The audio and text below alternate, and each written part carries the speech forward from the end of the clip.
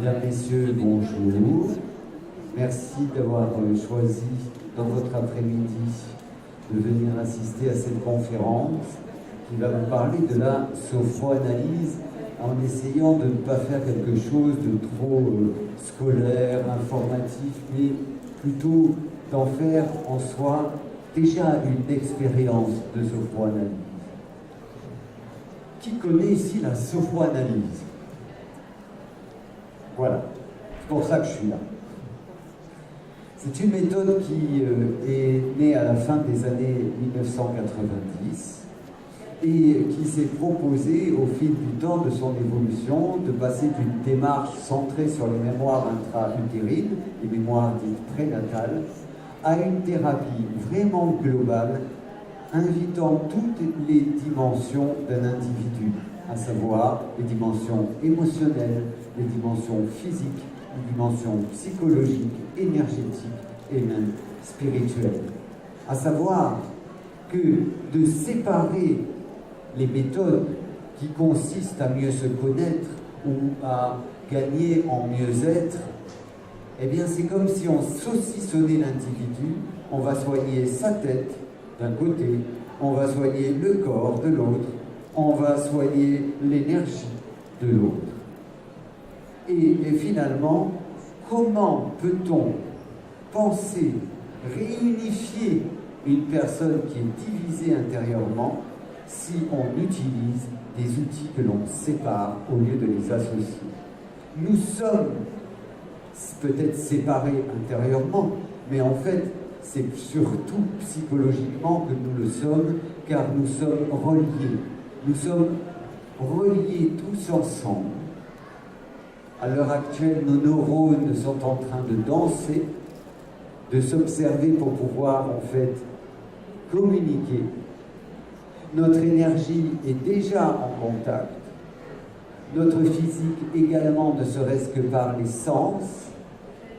Et intérieurement, c'est ainsi. Nous pouvons être coupés de notre corporalité, coupés de nos émotions, alors que le psychisme et la matière sont exactement la même chose. Donc, comment se réunifier si l'on sépare? Et l'objet de la sophroanalyse est justement d'associer des techniques qui nous permettent de rentrer au contact du cœur de notre cœur, de notre âme, si c'est un mot qui vous parle, en utilisant la manière dont nous sommes, c'est-à-dire des êtres de chair, des êtres de cœur, des êtres d'énergie, des êtres vivants. Une fois, un psychanalyste qui a assisté à l'une de mes conférences me disait « J'ai compris. Vous faites de la psychanalyse incarnée. » C'est un peu ça. Ça va encore plus loin que cela, parce que nous ne faisons pas que de la psychanalyse. Si vous allez voir un psychanalyste pour mieux vous connaître, vous allez faire de la psychanalyse freudienne, jungienne, kleinienne. Si vous allez voir un psychologue, vous allez faire de la psychologie. Si vous allez voir un analyste transactionnel, vous allez faire de l'analyse transactionnelle. Si vous allez faire de la sophroanalyse, vous allez faire une démarche qui invite un certain nombre de théories et de techniques corporelles pour justement mieux vous rencontrer dans toutes vos dimensions. Et donc dans le mot sophroanalyse, il y a sophrologie. Alors tout le monde ici connaît à peu près ce qu'est la sophrologie. Eh bien non, la sophroanalyse n'est pas qu'une simple alliance de la sophrologie et de la sophroanalyse, ça va plus loin. La sophrologie est un ensemble de belles techniques issues de la relaxation, issues du yoga même, de la méditation, et qui permet d'apaiser des symptômes émotionnels, des symptômes physiques. Mais on reste au niveau du pansement. Ça va apporter un mieux-être temporaire. De même, si vous faites un soin énergétique, je suis énergéticien moi-même, donc je peux en parler, vous pouvez apporter à un moment donné le sentiment que quelque chose, entre guillemets, est parti, comme par magie, que le bobo, l'origine de la souffrance, aurait disparu. Le problème est que tout vient de la pensée. C'est pas moi qui le dis. Bouddha l'a dit, Einstein l'a dit, les quantitativistes le disent, la pensée est une information. Toutes les pensées, tout ce qu'il y a ici, la manière dont vous êtes vêtu, est issu d'une pensée. Tout ce que vous faites dans la journée est issu de pensées dont vous avez conscience et à 90%, voire plus, de pensées dont vous n'avez absolument aucune idée. Nous sommes régis par l'inconscient. L'inconscient personnel et l'inconscient collectif. Cela veut dire que nous sommes régis par une multitude de pensées qui nous agissent, qui attirent des situations, bref, avec lesquelles, sans le savoir, nous créons notre vie, le bon comme le pire. Donc l'idée est d'aller visiter ce monde des pensées inconscientes pour pouvoir faire remonter à notre connaissance ce qui peuvent être des croyances limitantes. De notre ego blessé d'enfant, nous avons, entre guillemets, adopté des certitudes. Et les certitudes issues d'un enfant de 5 ans sont forcément fondées sur une vision partielle et partiale de l'existence. À 5 ans, à 5 mois, à 5 jours, on ne peut pas avoir conscience de tout ce qui s'est passé dans notre existence et particulièrement à l'aube de notre vie. Mais le problème, c'est que nous nous identifions à ces croyances pour notre plus grand bien aussi. Parce que pour survivre à ces blessures de petits garçons et de petites filles, l'enfant a besoin de se structurer. Sauf que ces défenses, ces armures, ces costumes qu'il se met à 4-5 ans, en grandissant, vous n'avez pas l'impression des fois d'être un peu à l'étroit dedans? L'armure, taille 5 ans, quand on en a 45, ça gêne aux entournures. Et surtout, ça roule. Ça roule d'autant plus quand on ne va pas écouter les larmes qui pleurent derrière les événements que l'on attire dans l'existence. Est-ce que quelqu'un ici a connaissance du mot « les scénarios répétitifs » ? Vous savez, ce sont ces situations que l'on vit où on se dit « Tiens, j'ai déjà vécu ça quelque part, ça me rappelle quelqu'un, ça me rappelle quelque chose. Je rencontre toujours des femmes qui, je rencontre toujours des hommes qui, quand j'ai un boulot, ça se passe toujours avec une personne comme ça. » Et généralement, ça active en nous une attitude, celle-là. Celle de la victime qui, ne pouvant voir ce qui la touche, détourne en fait son attention sur l'autre, la cause de son problème. Eh bien justement, quand on pointe le doigt vers l'autre pour échapper finalement à soi-même, il se trouve que l'on se tourne la main, faites l'expérience, pointez le doigt, vous pouvez même le pointer énergétiquement vers la personne qui vous cause le plus de problèmes dans la vie, celui qui vous agace le plus, c'est lui votre plus grand maître. Okay. Voilà, c'est lui votre plus grand maître, celui à qui vous devez dire merci. Et maintenant, vous allez tourner la paume de la main vers le ciel. Voilà, et vous constatez quelque chose. Qu'est-ce que vous constatez? Il y a 3 doigts orientés vers soi.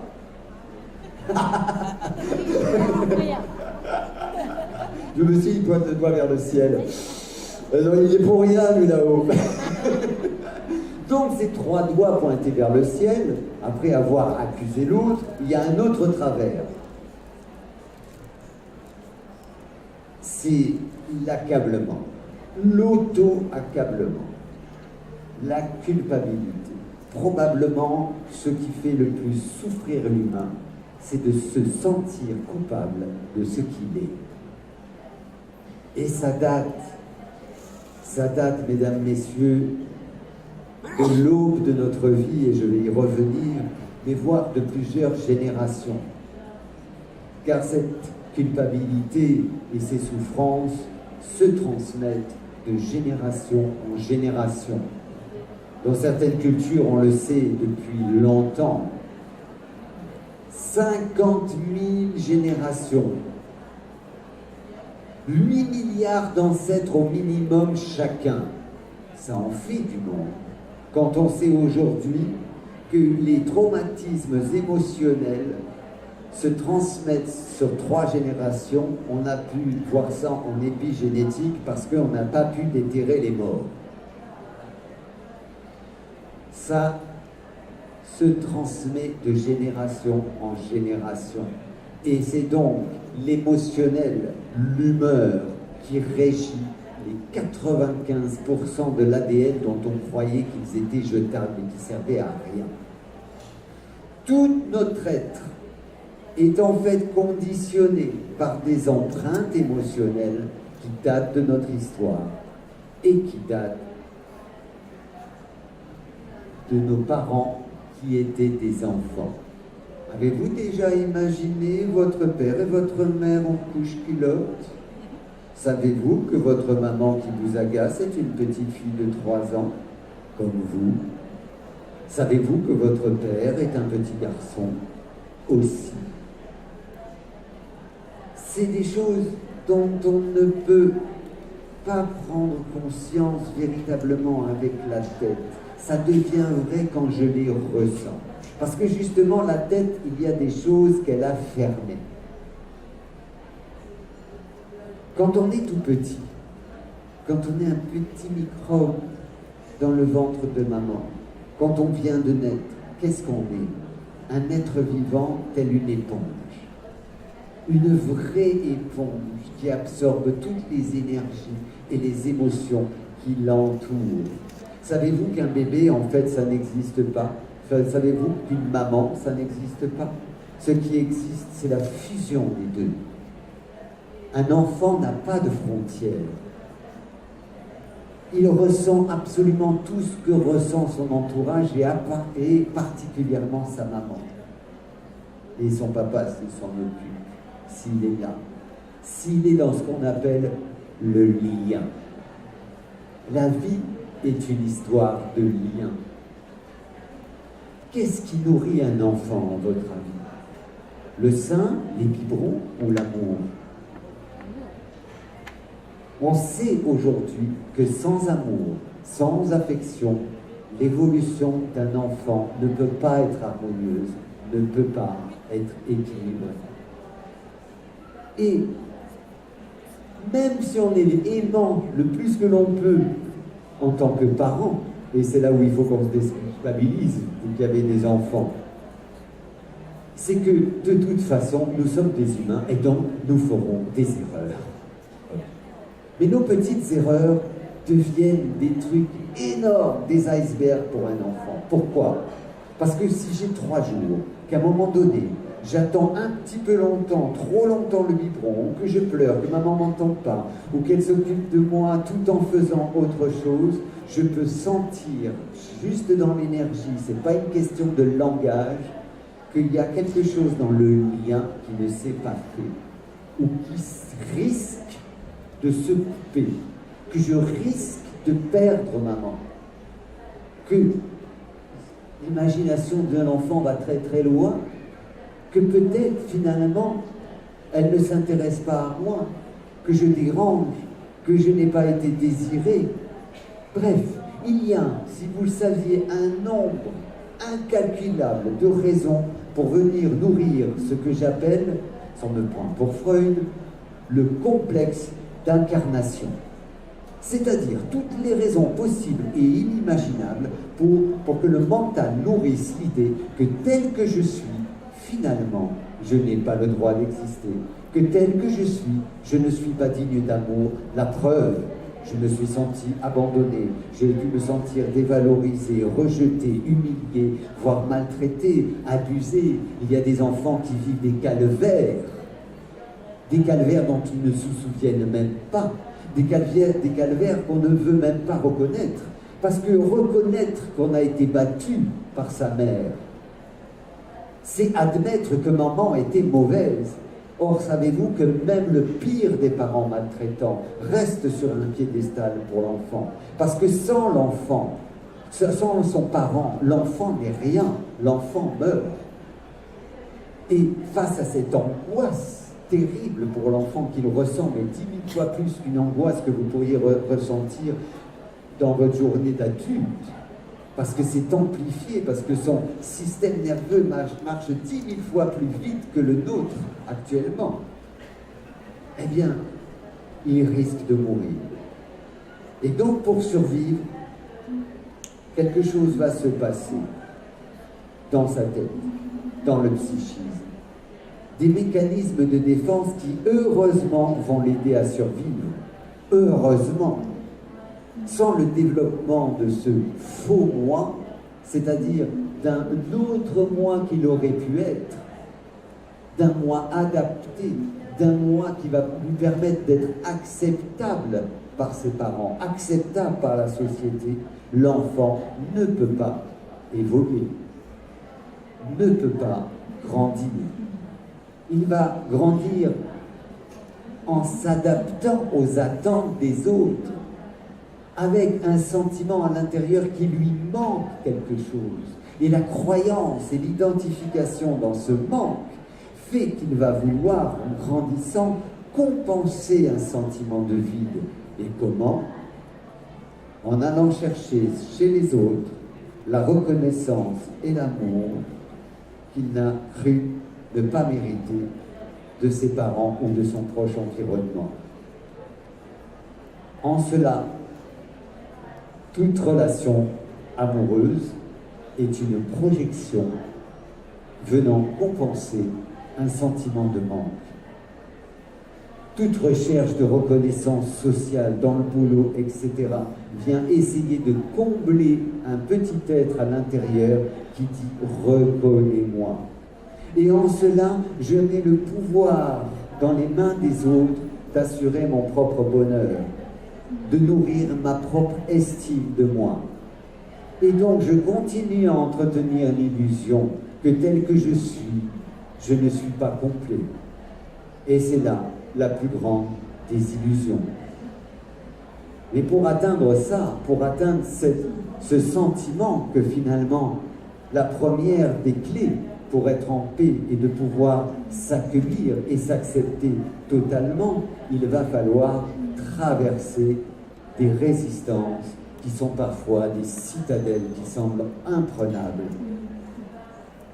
Toute personne qui entame un chemin pour être mieux sur un plan, un petit objectif pour aller voir qui est un psy, qui est un sophrologue, etc., ne sait pas que déjà son inconscient l'appelle, que l'inconscient qui envoie des symptômes, voire des souffrances, lui dit « Tiens, regarde ça !» C'est comme ces scénarios répétitifs qui semblent vous dire « La vie m'en veut. C'est vrai, je marche, paf, je me prends une baffe. Je ne veux pas voir de quoi ça me parle. Je continue à marcher, paf, je me prends une autre baffe. Je ne veux pas voir de quoi ça me parle. Paf !»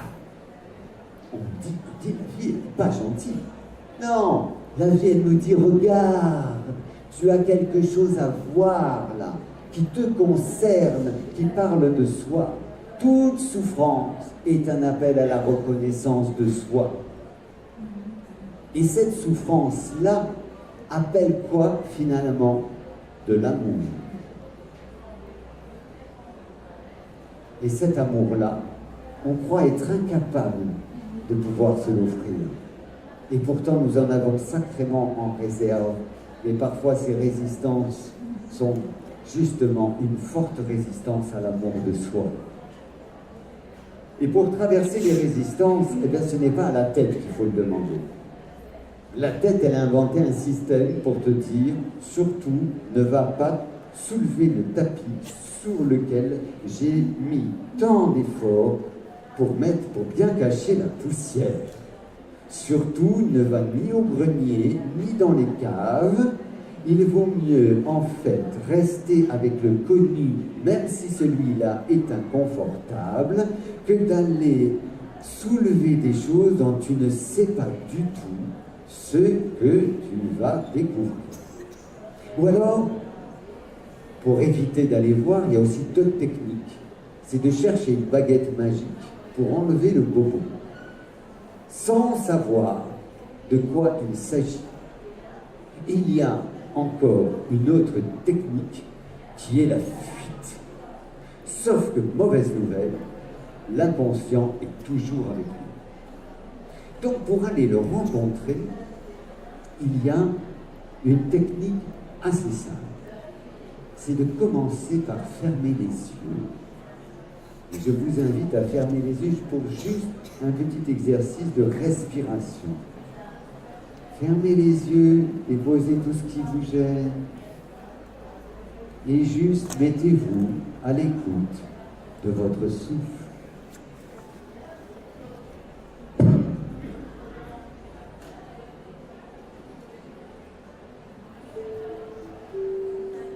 Écoutez simplement votre respiration en partant de la tête. Et de la tête, lentement, gentiment, descendez dans vos pieds. Sentez l'énergie de la terre sous le sol. Et imaginez que vous ayez des racines dans la plante des pieds qui puisent la sève de la terre, si cette image vous aide.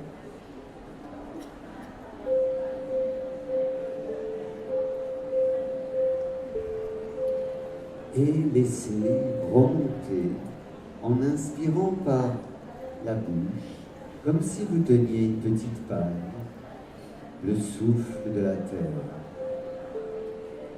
Remontez le long de vos jambes, de vos cuisses, et venez vous déposer dans votre bassin qui se dépose sur la chaise.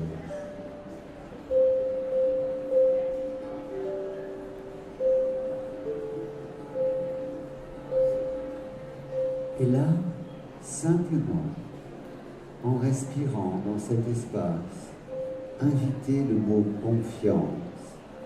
Respirez, je suis la sécurité, je suis la confiance.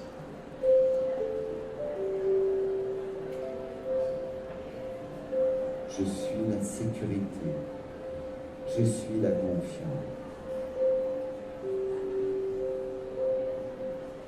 Et marchez ainsi, intérieurement, comme si vous alliez à la rencontre d'une petite fille ou d'un petit garçon,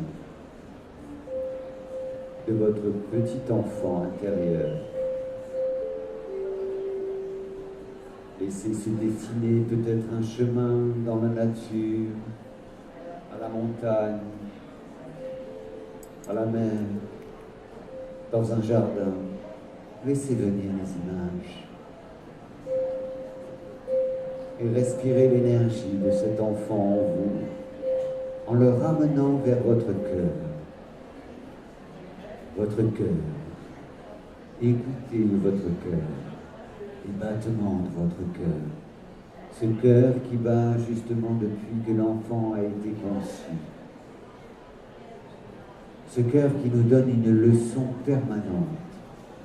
Il bat sans se demander s'il battait la seconde d'avant, sans savoir s'il battra la seconde d'après. Il bat. Et il offre à tout votre corps, à vos organes, à vos membres, à vos petites cellules, jusqu'au brindille de votre ADN, il offre toutes les richesses qui se promènent dans votre sang que vous avez inspiré dans l'air que nous partageons. Votre cœur ne fait pas le tri dans ce que vous êtes. Il ne met aucune partie de vous à la porte. Et ainsi, dans cet accueil-là, ouvrez la porte de ce petit enfant. Ouvrez-vous la porte. Et ressentez juste ce que cela vous fait, ce que vous ressentez, sans poser de mots, sans aucun mot. Parce que peut-être a-t-il juste quelque chose à vous dire. Et si nous étions en séance de sophrologie, ce serait un peu dur de faire une séance là avec je ne sais pas, la cinquantaine, soixantaine de personnes qui sont là, mais vous ressentez quelque chose dans votre corps, une émotion, une sensation corporelle. Vous pouvez garder les yeux ouverts ou fermés pour continuer à suivre cette conférence. Si nous étions en séance, je vous inviterai à respirer à l'intérieur de cette sensation, même si vous ne ressentez rien. Car souvent, justement, les défenses psychiques nous ont coupés de nos ressentis pour pas que nous ressentions l'angoisse et la peur de cette petite fille ou de ce petit garçon. Pour pas que nous ressentions aussi le jugement du parent intérieur qui se cache juste derrière lui. Je vous inviterai à descendre le plus possible dans la sensation et à observer ce qui se passe. C'est ainsi, par exemple, que j'ai accompagné une jeune femme qui se trouvait dans un état émotionnel qui avait poussé son corps à se recroqueviller. Le langage du corps parlait avant même ces mots, avant qu'elle exprime que cette petite fille dans ce paysage avait en fait peur. Et je lui dis, mais comment est-elle? Que fait-elle?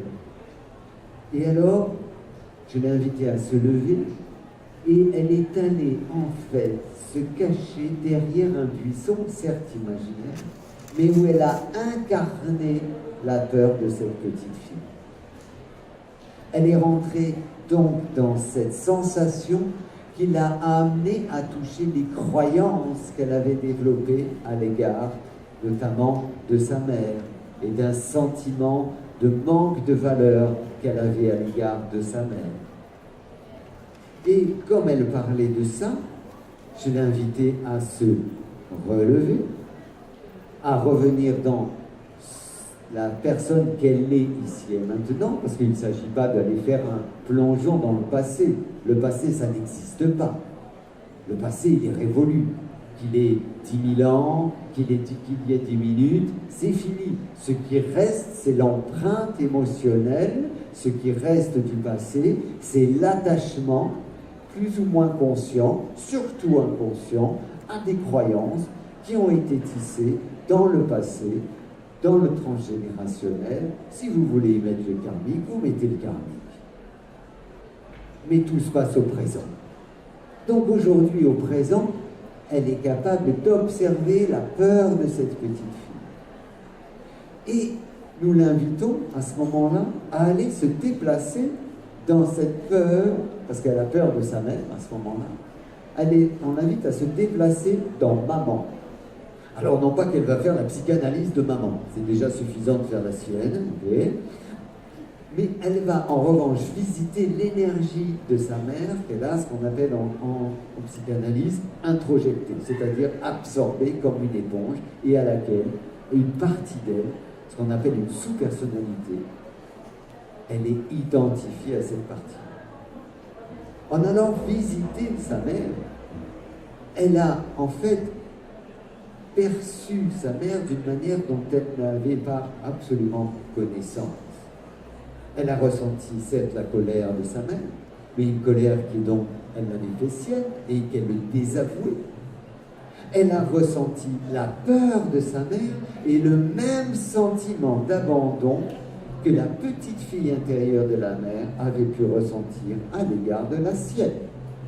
Et que, en se déplaçant donc non seulement mentalement, mais surtout dans le ressenti, en incarnant cette expérience-là, elle a pu sentir que non seulement elle avait refoulé un certain nombre d'expériences qui avaient été traumatisantes pour elle, très blessantes, mais surtout qu'elle avait finalement à la fois l'énergie de la petite fille dans la peur, mais également la colère de la mère. Et que, en fait, toutes les deux, elle se croyait séparée de la mère, mais en fait, toutes les deux étaient comme des sœurs. Elles souffraient de la même croyance et de la même culpabilité, parce qu'elle s'est rendue compte, d'une part, que sa maman, en fait, se sentait fort coupable de ne pas pouvoir apporter toute la tendresse qu'elle aurait voulu donner à sa fille, parce qu'elle-même n'en avait pas reçu, elle avait reçu plus de coups que de bisous, et que finalement, elle reproduisait un scénario qui avait été le sien avec sa propre fille, qui culpabilisait à mort avec ses propres enfants, avec qui elle avait du mal d'être en relation.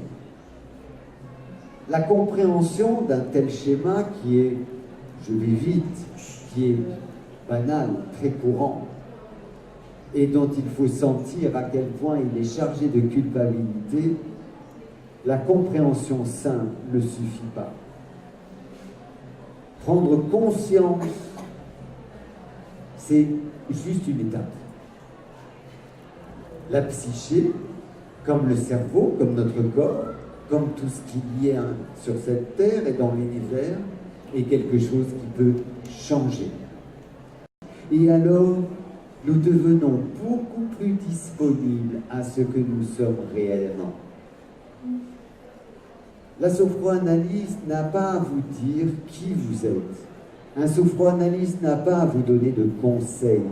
Un sophroanalyste est juste là pour, en vous faisant respirer, en vous faisant ressentir, en vous faisant incarner ce qui se passe dans votre esprit et en vous aidant à le verbaliser, à vous découvrir profondément.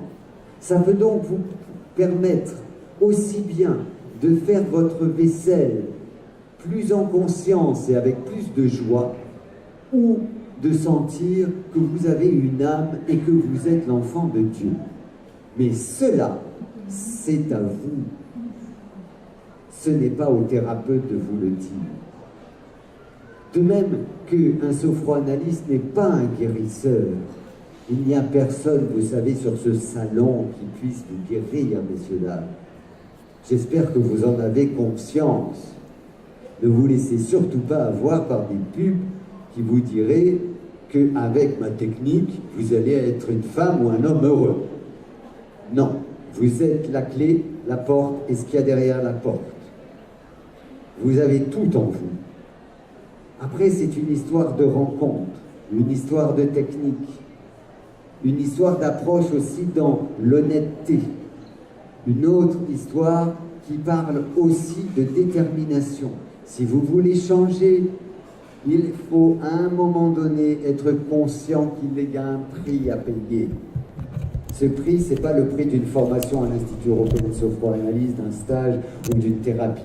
Ce prix, c'est le fait de pouvoir lâcher le connu.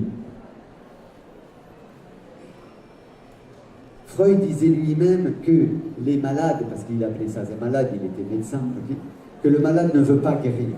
Et oui, nous sommes attachés à ce que nous sommes, même si nous en souffrons.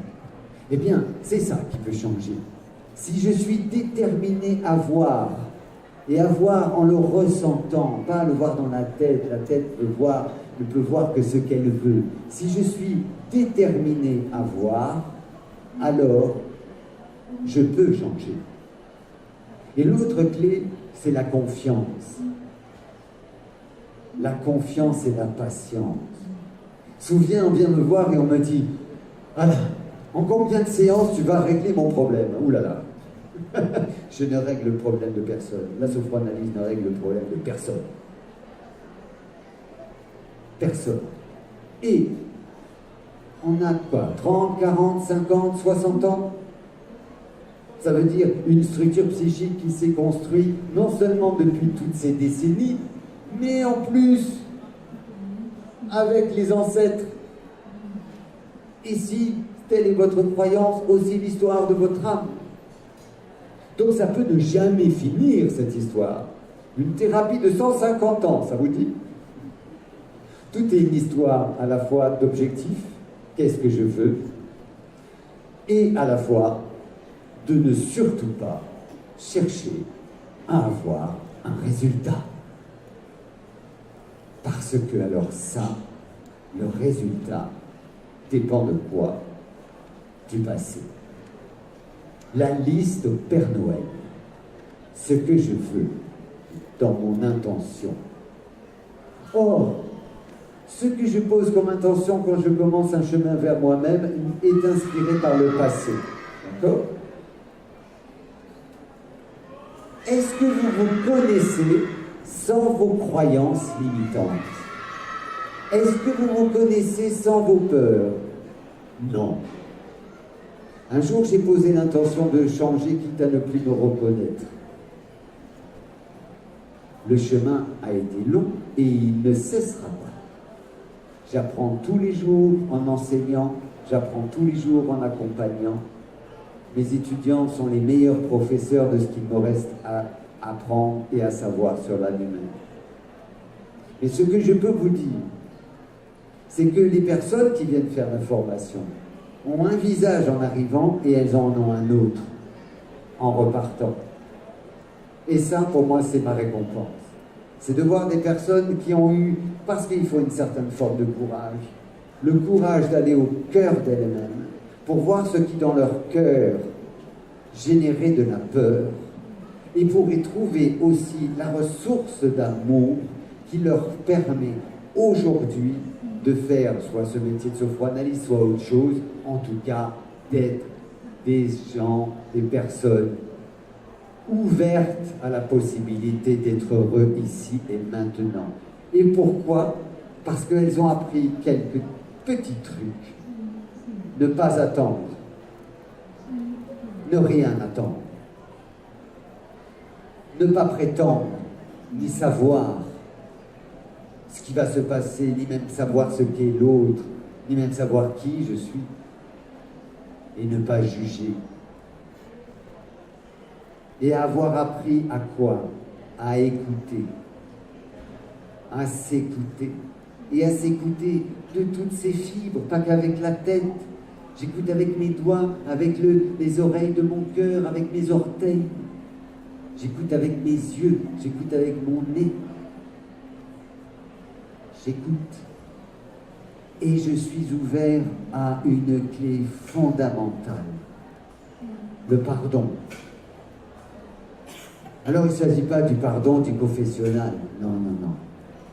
Il s'agit de pouvoir se pardonner la croyance qu'on a eue, qu'on a pu avoir quand on était enfant particulièrement, que tel que l'on est, on n'est pas aimable, que nos parents ne nous ont pas acceptés tels que nous étions, que nous avons cru qu'il nous fallait être quelqu'un d'autre pour pouvoir être acceptés. C'est à la racine d'à peu près toutes les histoires, tous les récits que j'ai pu écouter en cabinet et en formation. Cette idée-là, c'est celle qui cultive la peur et la souffrance. Alors je vous invite, juste avant que nous nous séparions, à une petite respiration, je dirais suggestive, de fermer les yeux et de recontacter les battements de votre cœur, de voir mettre même la main sur votre cœur, de sentir cette pulsion de vie, ce cœur qui a emmagasiné tant de sensations, tant d'émotions, ce cœur qui croit peut-être à ce qu'il y a de quelque chose de plus grand que lui, ou pas, ce n'est pas la question. Tout le cœur d'un homme, d'une femme, est immense en soi. Respirez, écoutez cette leçon du cœur qui irrigue la vie dans chaque espace de vous-même. Écoutez sa leçon et répétez intérieurement, voire même mettez sur vos lèvres, incarnez le mot, accompagnez-le du geste vers le cœur.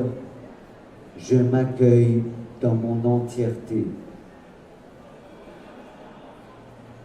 Je suis digne de m'aimer, d'être aimé et d'aimer tel que je suis, sans condition. Il n'y a rien en moi qui soit indigne de mon attention et de ma reconnaissance. Rien.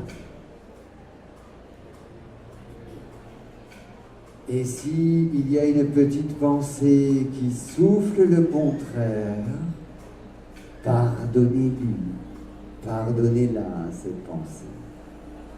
Et offrez-vous l'opportunité de vous découvrir dans votre cœur, dans votre corps, dans votre esprit, en totalité. Je vous remercie du fond du cœur pour votre écoute attentive. Je vous souhaite une bonne fin de salon et surtout une belle vie.